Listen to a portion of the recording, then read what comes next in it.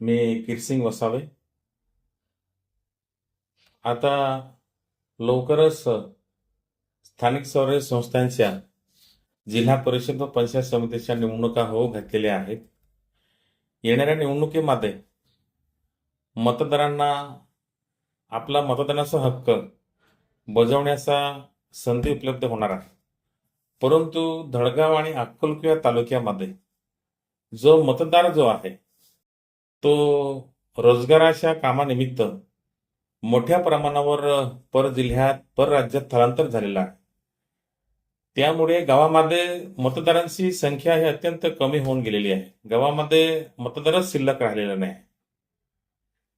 तर जो मतदार रोजगारासाठी आपली पोटाची खळगी भरण्यासाठी आपल्या दैनंदिन अडचणी भागवण्यासाठी गुजरात किंवा मध्य प्रदेश कर्नाटकापर्यंत तो ऊस कापायला म्हणून किंवा गवंडीचं काम करण्यासाठी गेलेला आहे, त्याला मतदानासाठी आपल्या गावामध्ये यायला अत्यंत अडचणी होणार आहे.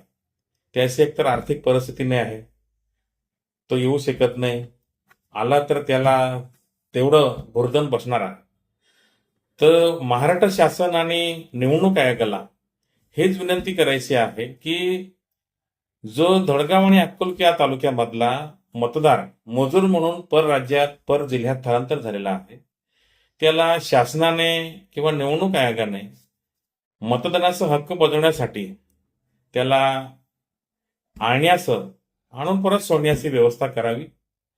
नाहीतर जो मजूर ज्या ठिकाणावर कामासाठी गेलेला आहे त्याच ठिकाणी मतदानाचं हक्क बजावण्यासाठी मतदान केंद्र उपलब्ध करून द्यावं.